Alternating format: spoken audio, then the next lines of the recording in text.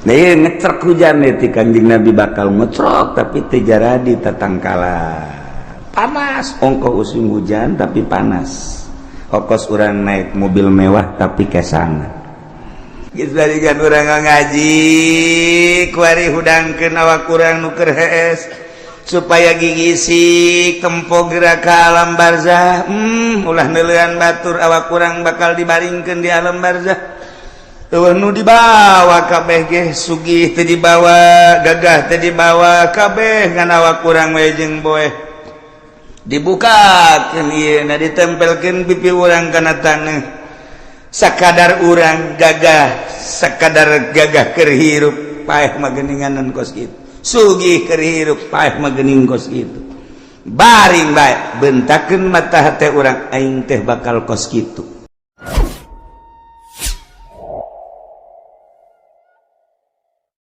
dituk Kangjeng Nabi tanda akhir zaman geus deukeut datangna dajjal nomor kahiji masa cepet as-sanah kasyahri wa syahru kasab wa samakal yaum kasah as-sa'ah kal dakik atau daki maka itu nah setahun ko sebulan sebulan ko seminggu seminggu ko sapoe sapoe ko sajam sajam sakumaha okos meuleum daun kurma anu garing prat beres perasaan urang di akhir zaman engke cak Kangjeng Nabi perasaan manusia di akhir zaman geus deukeut datang Imam Mahdi neta teh cepet jasa kuari geus hampir kabehan nyaritakeun cepet kahiji disusul kedua yang mukjizat Kangjeng datang ka kos kitu teh nyaritakeun masih kana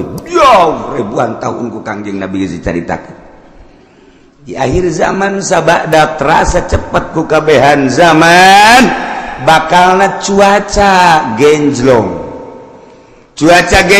teh artina nu ngaran usim hujan nu ngaran usim panas usim hujan diisi ku panas usim panas diisi ku usum hujan sehingga sulit bagi petani untuk menerka musim hujan iraha sebab teu jelas hujan teu diperkirakan bulan eta hujan bae teu diperkirakan bulan eta bakal teu hujan teu diperkirakan bakal hujan teu jadi genjlog waktu eta geus tereh deukeut Imam Mahdi datang nu paling deket engke setahun hujan teu eureun-eureun hujan beta mengacrek bae hujan ke eureun sajam 2 jam mendung deui hujan ke eureun sajam 2 jam 5 jam aya genep jam eureun teu hujan ke hujan deui ngacrek bae hujan ke aya 12 jam teh hujan berarti sapoe tapi mendung ke beuting na hujan atau peuting teu beurang hujan setahun kitu bae cuman eta hujan teh layung bitun nabat henteu ngajadikeun tatangkalan ongko hujan tapi gararing teu jaradi pepelakan nu melak naon bae ge biasana mun kahujanan nyembrung ieu mah malak garing teu jaradi. Nah lamun geus eta terjadi eta geus detik-detik terakhir bakal datang Imam Mahdi kuari mah kakarak datang ge ka hiji perasaan cepet zaman nomor kadua waktu geus ada ngagenjlog kuari musim hujan musim panas mata Kangjeng Nabi masyaallah ieu mukjizat Kangjeng Nabi kula wasok mutalaahan ieu mukjizat pohara geus karasa kuari tinggal ngecrek hujan engke aya suara di berbagai pelosok di kaler aya suara seperti suara ki trompet atawa suara ti kidul atawa ti kulon suara ti wetan atawa ti jerotan aya suara gesekan-gesekan atau suara ti luhur ieu ge sarua geus tereh datang. Nah ieu ngecrek hujan ti Kanjeng Nabi bakal ngecrok tapi teu jaradi tatangkala.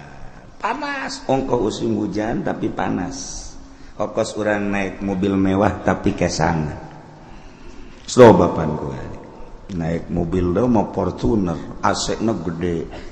Tapi di jero mobil kesangan sebabnya di udag-udag hutang mobil lagi ngeriditan hutang kawin mah ya 3 aya 4 nah ngan dibobodo kabeh ge ku duit na ngahutang di bank. Nah ieu ke di akhir zaman baru dah jing ke barokah hutang kabeh.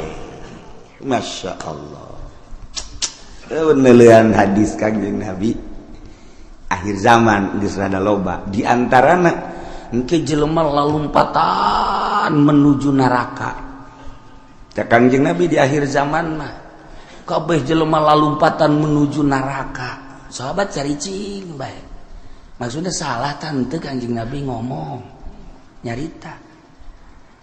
Kanjeng Nabi balik deui ngomongna di akhir zaman mah jelema lumpat kabeh ka neraka percis kos kuya mun dibahasakeun urang mah kos kuya ngagejeburkeun diri ka cai kuya di luhur aya naon bae gerbek dus kuya mah ka cai aya naon gerbek dus ta ieu masyarakat manusia di akhir zaman percis kos kuya nyalametkeun diri ka cai ieu ge lalumpatan ka neraka. Jadi ngegejebur-jeburkeun maneh ka neraka di akhir zaman mah. Sahabat tetep masih culat cileuk keneh wae. Masa sih cak hatena. Neraka kan seuneu. Mun jelema kudu ngagejeburkeun ka seuneu. Ima jelemana meureun teu normal di akhir zaman teh wae mah Kangjeng Nabi salah ye. Masih didengekeun bae ku sahabat. Asana meureun aya kekeliruan ieu Kangjeng. Kanjeng Nabi kan berus sadurungna sahabat teh masih kene culak cileuk banget teu percaya cak Kanjeng Nabi di akhir zaman ke jelema lalumpatan menuju neraka percis kos kuya nyalametkeun diri ngagejeburkeun ka cai engke jelema masing-masing kabeh berduyun-duyun malah mah mun aya anu rada lambat kunyana disingkirkeun lambat sih ka neraka disingkirkeun kunyana anjeula. Jadi anu jelema-jelema anu ngahalangan di lambat sia ka neraka bae kudu lambat anjeula. Wih bari yang berani ayo aing geula geus aing jadi pamimpin neraka geus. Oh beranian biasa. Berarti kan geus 3 kali Kanjeng Nabi nyarita kos kitu tah. Berarti beneran nanya lah sahabat wani. 5 ya Rasulullah. Kunaon bisa kos kitu ya Rasulullah bisa jelema berduyun-duyun ka neraka. Sebab jelema kabeh memberanikan diri hayang jadi pemimpin. Mendaftarkan diri hayang jadi kepala desa. Mendaftarkan diri hayang jadi bupati, mendaftarkan diri hayang jadi gubernur, mendaftarkan diri hayang jadi presiden, hayang jadi menteri. Eta ngaranna menuju neraka jahanam. Ya Allah. Oh ya Rabbi, urang lamun ngomong kos gitu pan bupati dah kiai bisa. Tok sama kos gitu mah. Ya aing mah keur ngaji, sia dek ngadengekeun teu kaji. Ya aing mah ngaji ge ieu bangsa jeung jelema nu kos ka dieu be nu laletik aing. Muga dia mah teu kudu ngaji geus, sia jeung kiai Golkar bae ka ditu. Aing mah keur nyaritakeun akhir zaman. Mun teu percaya datang bae dibere kitabna baca ku sia. Iya, itu bisa cenah macana. Emang sia mah ciri neraka teu bisa maca kitab. Ya anu ahli sorga membali sama cak kitab. Waduh cak meri maju makan yang henteu henteu ge pandai ngadengekeun pamimpin mana kuari nu daek ngadengekeun ngaji nu bener deuleu sa Indonesia. Ayo teangan camat nu daek ngaji nu bener sugan aya di Pandeglang mah sugan aya di Serang mah coba sugan aya bupati nu daekeun ngaji nu bener. Nu bener ini maksudnya ngajina nu bebeneran Al-Quran jeung hadis beneran ya ceuli aing sumpungkeun asal aya bae ge mana gubernur ieu mah ngaji bae heula ulah ngalaksanakeun ngaji nu bener mana mantak aing ngomong kos gitu teh bibisaanan sama kiai sakeuna teh gitu aja nih bibisan aing itu percaya siap atau babagi bae ge di akhirat dah surga malah nu ki uci anu pangeran aing mah wau jeung pangeran goblok ya gue ini sombongannya lah sombongan gitu mah mejehna pajar baik bener bae sombong lah pangkorak sia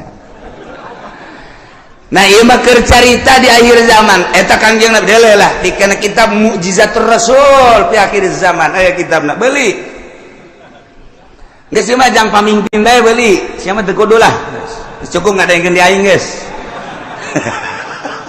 ya Kiai Golkar tilok ngomong nu kitu pan Kiai partai tilok aing ya gua ngomong ye berduyun-duyun jelema menuju neraka kaget sahabat salah ngomong meureun Kangjeng berduyun-duyun jelema ka neraka asana lain meureun berduyun-duyun jelema ka neraka aya anu mandeg disikirkeun awas ya ayo sia mah ka nerakana halangan aing oh berarti bener cek sahabat ima ya Rasulullah kunaon lantaran jelema memberanikan diri hayang mimpin batur puguh diri nage bobolokot ku dosa dek mimpin batur pan di zaman Kangjeng mah asal aya nu hayang we nyekal bendera memimpin perang ulah cek Kangjeng Nabi berarti aya gorod di balik mimpin perang aya keinginan nu tersembunyi di jerona ada udang di balik aduh hebat ongkos nulungan rangda eta teh ada udang di balik rangda eta Kanjeng hukum aya rangda katabrak sepeda di ais eta teh lain sangais-gaisna mun ditanya karunya jasa katabrak sepeda cek cenah isukna aya nini katabrak motor diantapkeun ku nya goblok taji pendi blon korek ada udang di balik eta aduh Masya Allah nah iya ge jekel bendera ketika hayang teh cek Kanjeng Nabi aya gorod ketika embung karak ya Masya Allah mulus berarti nah jelema di akhir zaman teh anu memberanikan diri hayang jadi pemimpin berarti nyana keur lumpat menuju neraka jahanam jelema anu dagang di akhir zaman mah berarti jelema anu siap ka neraka anu dagang ge sahabat kaget je pan ka dagang-dagang atuh kaget sahabat ge pan ka dagang-dagang kunaon sebab di akhir zaman mah eueuh anu teu riba dipikir aja berarti menuju neraka kabeh eta geus deukeut tamatah geus kos kitu mah geus deukeut biasa nah geus cerita akhir zaman tanda-tanda akhir zaman kasatu waladi zina tanda akhir zaman teh mabok tanda akhir zaman teh kitu sarik maling kabehan maling geus puguh masyarakat maling HP maling sepeda maling motor maling mobil atuh jadi negara ge maraling beda ngaran doang jang masyarakat mah maling jang di luhur mah korupsi beda ngaran urang lembur teh nyahoan korupsi pajar lain maling aja maling, mun urang bebeja kak urang lembur kan ini tuh itu tuh tukang korupsi, bagus amat, bagus, saknya teh, itu nyaon korupsinya nama, sarwajeng air mineral, barang urang dibere ini air mineral, embung ini mah air mineral mah, kunaon, eta kan dicampuran mineral, oplok, caknya meren mineral teh pajar ragi lah kira-kira gitu tah. Nih air mineral bagus nih embung ini mah ayo kudu dicampuran mineral je ya nini udikna kebelah ditu deui udik tamat ti udik teh masih 2 kilometer ka ditu eta loba bahasa-bahasa di akhir zaman mah urang lembur teh nyaho maksudna ditekeun situasi dan kondisi cak orang lembur teh mah kiai isian malulu cenah ngomong aing mah teu betah orang lembur atau dibere bahasa kos gitu nyana deuk intelekan jadi orang lembur teu ngarti eta teu nyambung ngaran di lembur mah ngomong lembur bae waktu sekolah ye loba jasa nu nitahan bahasa Indonesia teu betah aing mah emang teu betah teu bisa teu bisa aing teu bisa asal pakai bahasa Indonesia bae kandas okos urang rajet bahasa Jawa kebel-kebel Sunda deui bae nya ge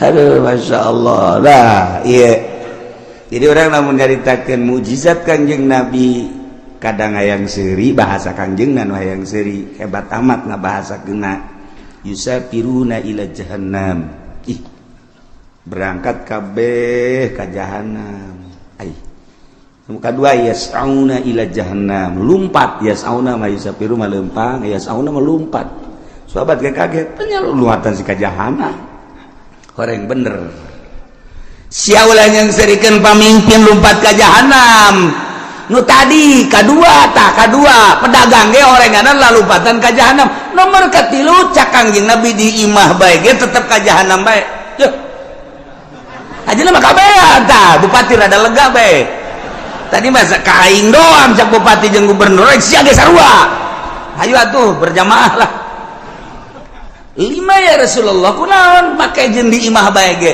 sebab di jero imah ge teu kaluar tina maksiat di jero imahna di jero kamar di jero kamarna nyieun kamar deui di jero kamarna nyieun kamar deui dipoekan tetep maksiat bae Allah Karim sebab apa di jero mainnya geus bisa make jaringan internasional sanajan di jero kamarna di kamaran deui kamarna dipoekan tapi nyana bisa nempo Hollywood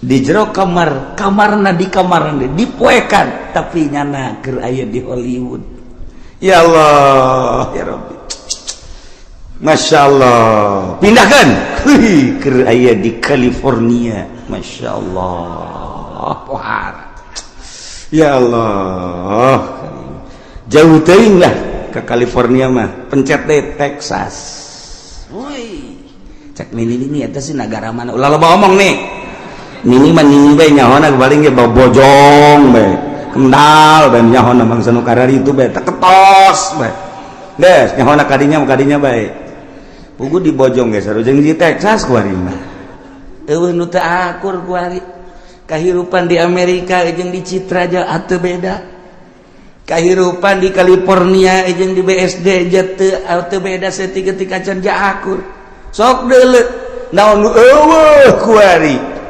di BSD lamun di Amerika urang ningali minuman bebas urang turun di pesawat di Abu Dhabi minuman timimiti segede cinggir datang ke segede awak minuman haram aya digelar di Abu Dhabi cek urang ieu negara Islam nama ieu tapi pan minuman pohara meuli urang roti di dinya plek nu belah ditu belah kulon nyelempet dibuka aya gambaran jerona roti kula ge teu bebejakan nu sajen kula doang eta geus aja mareuli roti meuli roti garing belah ditu belah ieu kan minuman tuh wow barulut tempat tadi di Abu Dhabi cek kula teh meuli roti belah ditu tah nah meuli detik sagede korma segala naon dibeli buka aya gambaran sia seuri emang ngarti tah naon sih maksudnya aya gambaran tuh make calana sia geus ditutupkeun deui ku kula lah dia kang banjang bawaan ka imah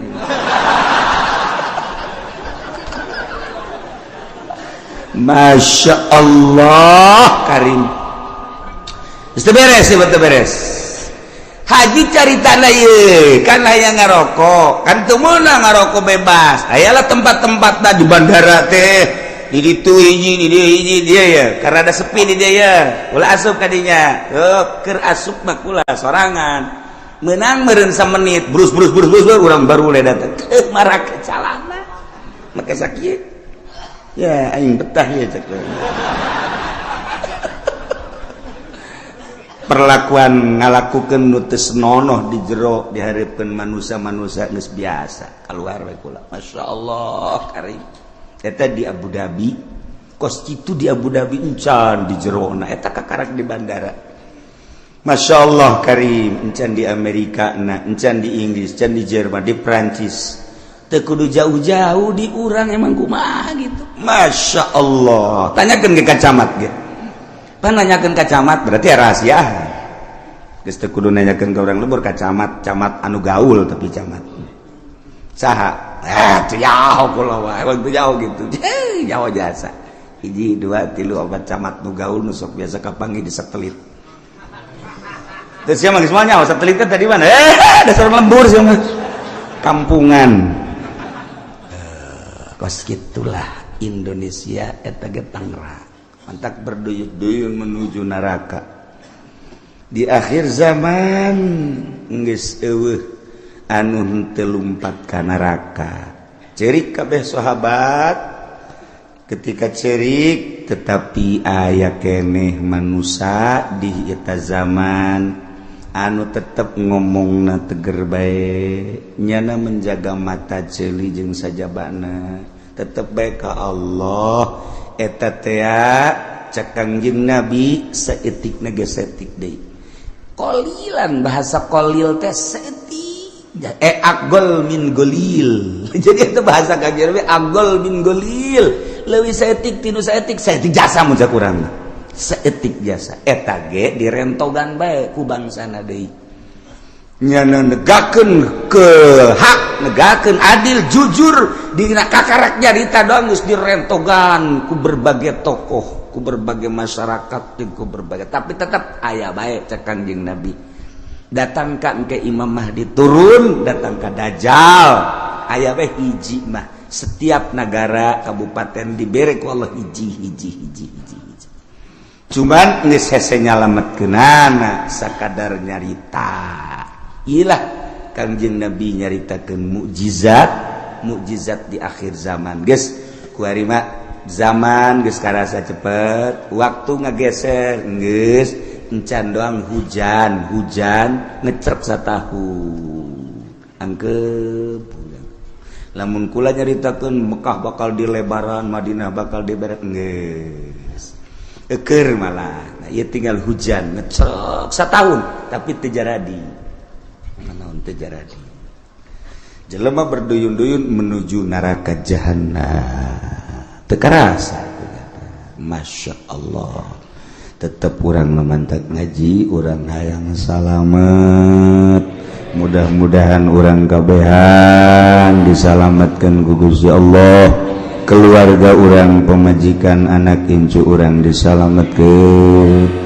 pamimpin urang geja eta mah ku nafsuna ieu ketika nyana ngaragap nurani nama tetepnya lagi ceurik sarua bae hayang salamet mudah-mudahan dibere babalik pikir kemudian nyana bisa ningali ka arah anu salamet amin ya rabbal wa tanakidul imamatu bisa sah jadi pamimpin jadi presiden bil bai'ati ku di bai'at wal asahu nurutkeun cekal asah bai'atu ahlil hilli wal iqdi saha minal ulama'i war ru'asa'i wa wujuhin nas alladzina yatayassaru ijtiba'uhum artina nu milihna teu kudu keseluruhan negara nama bentukna khalifah tapi praktek memilih nama bai'at kulantaran bai'at teh aya bai'atu ahli hilli wal iqdi berarti aya pemilihan demokrasi sebab ketika harita nu hendak dipilih diangsongkeun tilu tokoh lain bae Sidina Abu Bakar Siddiq ayat tilu cuman nu dipilih Abu Bakar Siddiq berarti kan hampir mirip secara demokrasi pemilihan nama dipilih biasa nah ieu keur carita memilihna wal asaw bai'atu ahli ilmi wal iqdi henteu kudu keseluruhan masyarakat nu buta dituntun, nu torek dituntun, nu nini dituntun, teu kudu. Jadi dipilih per desa sabaraha nu boga wawasan untuk maju. Lamun sakecamatan sabaraha desa pilih per desa teh. Mun sadesa aya 18.000 manusia. Kemudian diperkecil deui ku ari mah. Di kitu naon ngaranna? Dipekarkeun jadi 8.000 atau 7.000 per desa. Eta nu 7.000 tingali per kelompok-kelompokna sasi nu boga wawasan untuk maju ieu teh. Jang keselamatan bangsa jeung negara. Ahlil hilli wal ibdi. Geus ulama nu milihna ulah diberean duit, diumrah-umrahkeun supaya manehanana milih. Tegala dibere motor, dibere mobil, aduh eta mah sogok menyogok ngaranna. Lamun aya kiai nu narima sogokan ti pemerintah, sogokan ti jelema-jelema nu endek calon, eta berarti kiai keur lumpat nerleng bae dek menuju neraka jahanam. Teu kudu ese dengan kiai kos gitu. Lamun aya jelema kiai dek milih pemimpin tapi jana menerima sogokan di partai, di ketua, di kandidat, berarti eta kiai keur ninggalkeun masyarakat dak menuju neraka jahanam. Tinggal kukula ada ditanya, aya eueuh kiai nu kos gitu. Aya, lamun aya pang nyebutkeun saurang. Coba ulah isin-isin saurang be di Tangerang be teu kudu ka sarang-sarang. Tangerang aya weh. Aya urang Pasar Kemis aya weh. Sia mah aya bae kagak deketan ka Cilomok sia. Sia mah ka aing meureun kajen kuku mah ge. Dasarna sia mah ekstrim.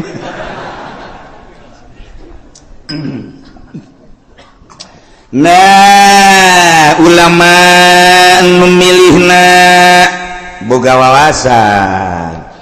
Di samping ulama ruasa, pemimpin-pemimpin, tokoh-tokoh, wa wujuhin nas, tua-ketua manusia anu gampang kumpulna dalam rangka menyatukan visi dan misi untuk memajukan bangsa jeung negara. Masya Allah, nu milihna nu kos gitu.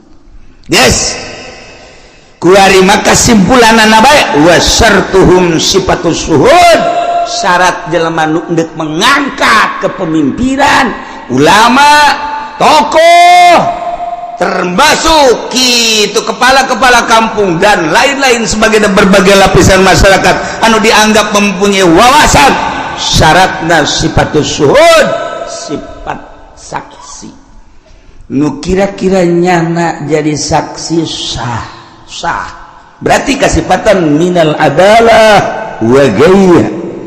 Nu milihna kira-kira sah jadi saksi sah berarti ngabogaan sifat adalah eta.